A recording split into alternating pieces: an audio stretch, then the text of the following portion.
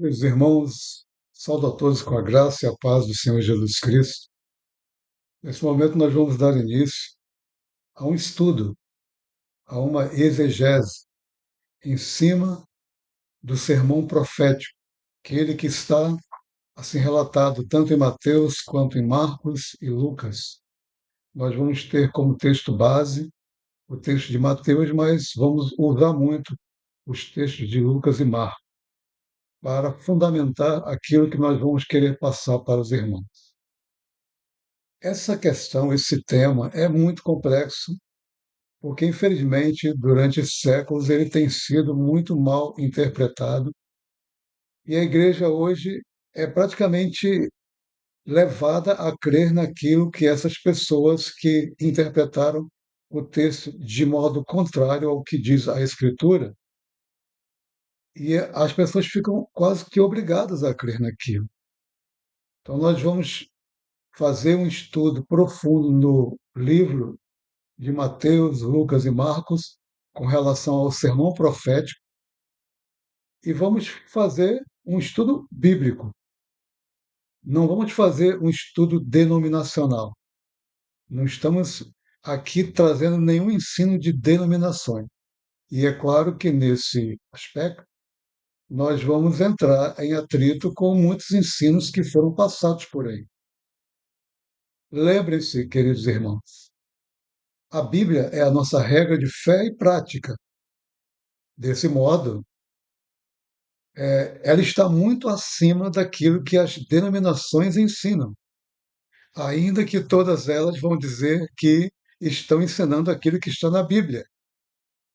Contudo, se você for ver dentro de uma lógica, se todas as denominações estivessem ensinando aquilo que está na Bíblia, certamente todas estariam de acordo. Não haveria toda essa confusão que nós vemos claramente aí exposta, né? É tanta confusão que se é, elas brigam entre si, elas não se entendem e pregam coisas que são completamente contrárias umas das outras e a grande maioria contrário àquilo que diz a Escritura Sagrada.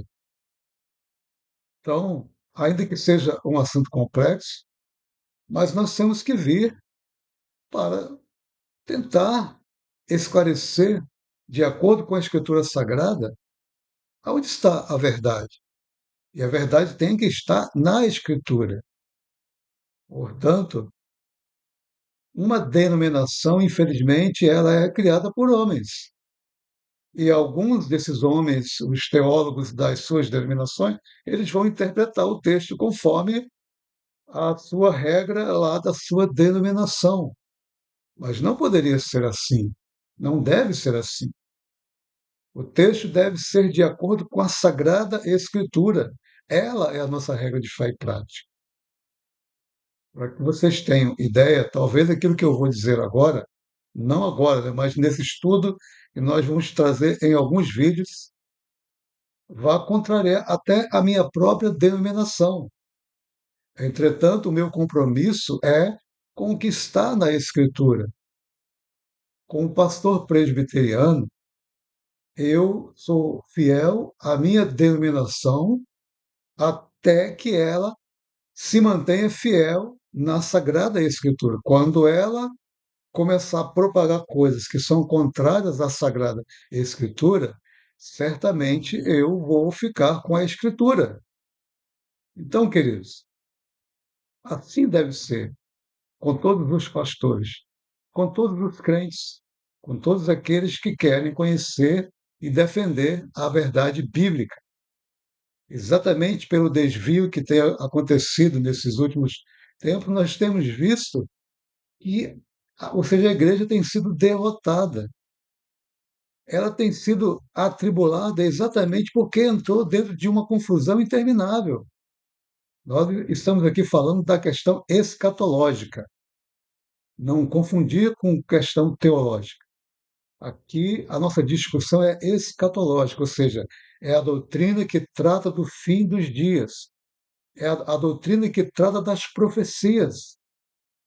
E essa profecia que nós vamos estudar é exatamente aquela que Jesus ensinou, uma das principais que é levada em conta pelas denominações, que é a questão do sermão profético, que, diga-se de passagem, foi extremamente mal compreendido e criado doutrinas em cima dele que não existem na Escritura Sagrada. Então, nesse momento, nós vamos dar início e nós vamos começar em Mateus, né? Verso 1 até aonde nós pudermos, para que esse vídeo não fique muito longo, e depois nós vamos seguir em sequências com a parte 2, a parte 3 e até aonde for preciso, porque nós não vamos fazer uma leitura corrida, sem parar nela e entender o que está acontecendo. A nossa reflexão é para tentar abrir os olhos de muitos. E eu espero que Deus seja conosco e nos ensine a obter esse êxito. O versículo primeiro diz o seguinte: E quando Jesus ia saindo do templo, aproximaram-se dele os discípulos para lhe mostrarem a estrutura do templo. Essa parte branca aí é sempre o comentário que nós vamos estar fazendo, inserindo entre os versos, né? A parte preta é sempre o texto bíblico, do jeito que ele é. E às vezes nós vamos grifar algumas partes do texto bíblico que os grifos são nossos, né? Então veja, o templo, ele é central na mensagem do sermão profético. Começa nele e vai acabar nele. Nós vamos provar isso depois. Tudo está girando em torno desse templo. Nós vamos ver isso com. Então veja, no verso 2 diz assim: Jesus, porém, lhes diz: Não vedes tudo isso?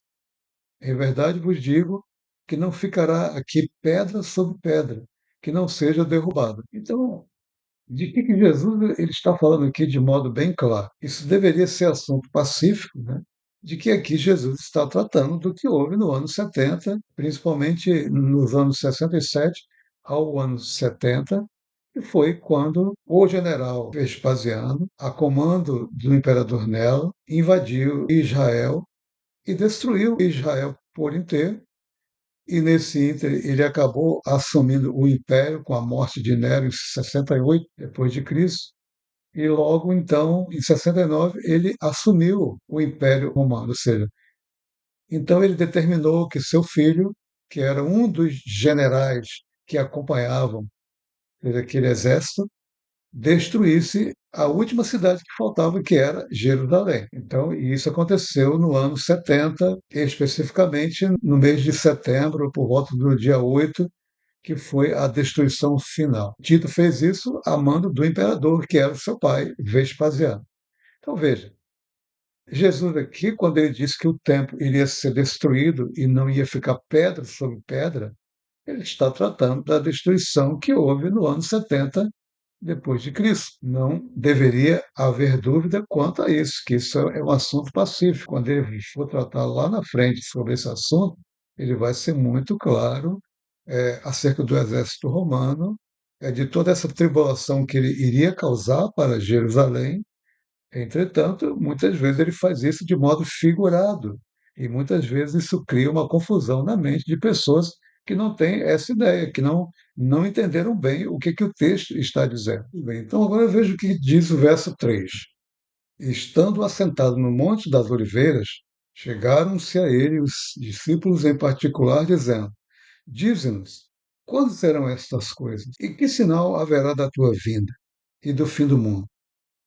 Então, depois que Jesus falou que o templo iria ser destruído e não ia ficar pedra sobre pedra, agora os discípulos, mais precisamente aqui, esses discípulos dito lá em Marcos, que se trata de Pedro, Tiago e João, interpelaram o Senhor, eles passaram a tratar de coisas bem além daquilo que o Senhor tinha dito, né? Porque eles começaram a perguntar: quando serão essas coisas? Quando que esse templo vai ser destruído? Que sinal haverá da tua vinda?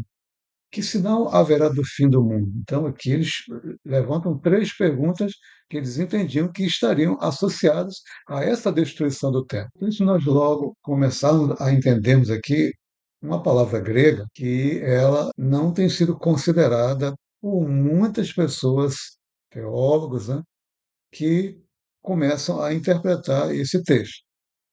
Veja, A palavra mundo aqui é muito importante nesse contexto.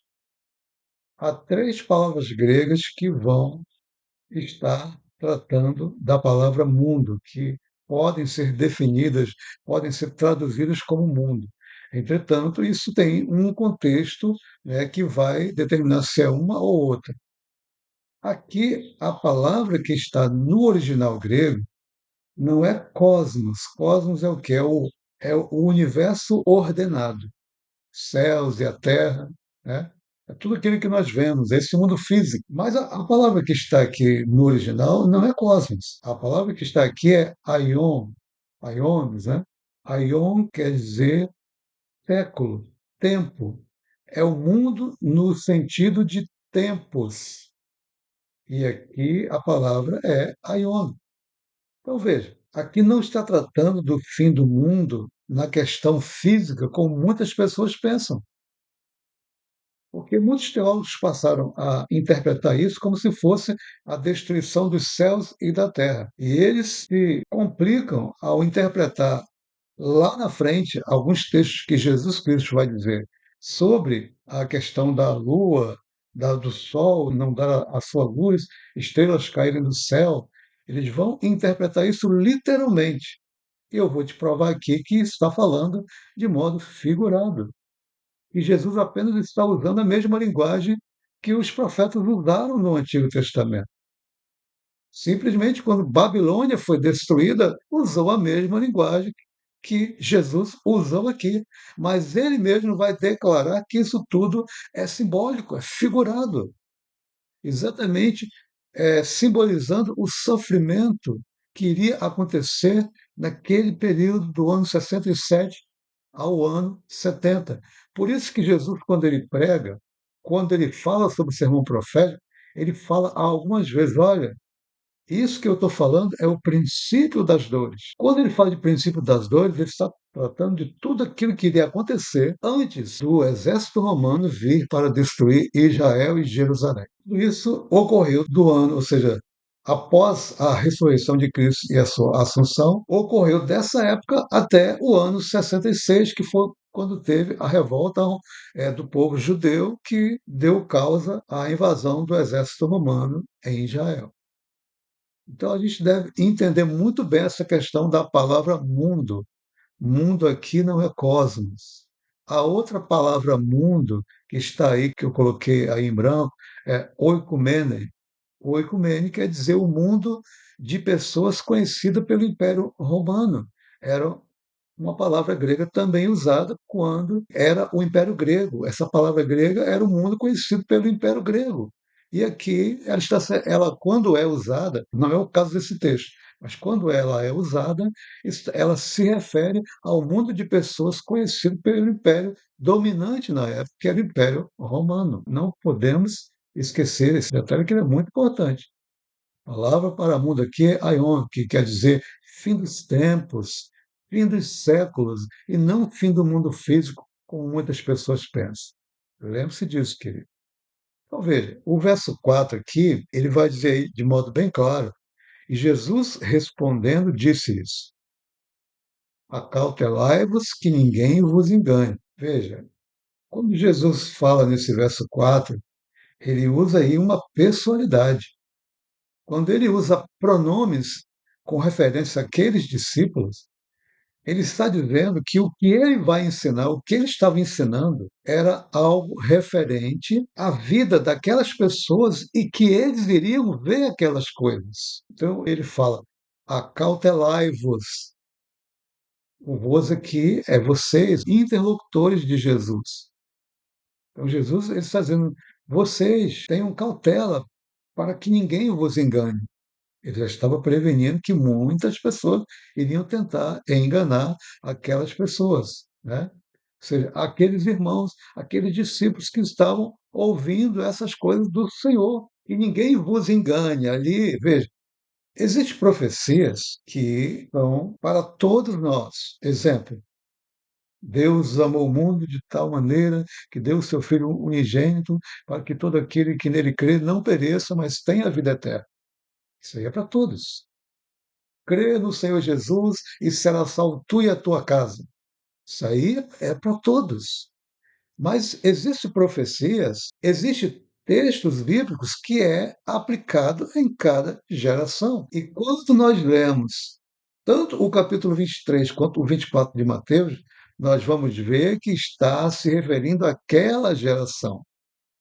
E nós vamos ver textos depois que vão comprovar que aquelas pessoas que estavam ouvindo o sermão profético, não apenas Pedro, Tiago e João, mas os outros discípulos que certamente foram informados desse texto, informados das lições do Mestre, essas pessoas, o Senhor diz para elas: olha, vocês vão ainda estar vivos quando isso acontecer. Verso 5: porque muitos virão em meu nome, dizendo: eu sou o Cristo, e enganarão a muitos. Vários citados por Flávio José entre os anos 35 e 70 depois de Cristo.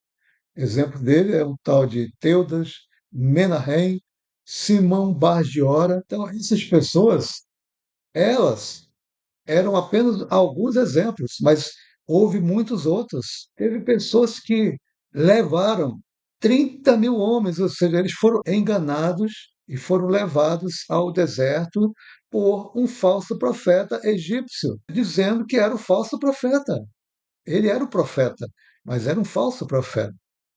Então, para enganar 30 mil homens, logicamente, como é bem dito por José, havia muitos sinais de magia, sinais falsos, que havia uma infestação de magos na Judéia nessa época. Então, veja, aqui nós não estamos tratando de futuro, ou seja, quando eu disse nós, eu errei. A Bíblia não está tratando de futuro, está tratando exatamente do que ia acontecer logo após a assunção de Cristo até o ano 70, que houve muitos falsos profetas, até muitos que se identificaram como Cristos na Judéia.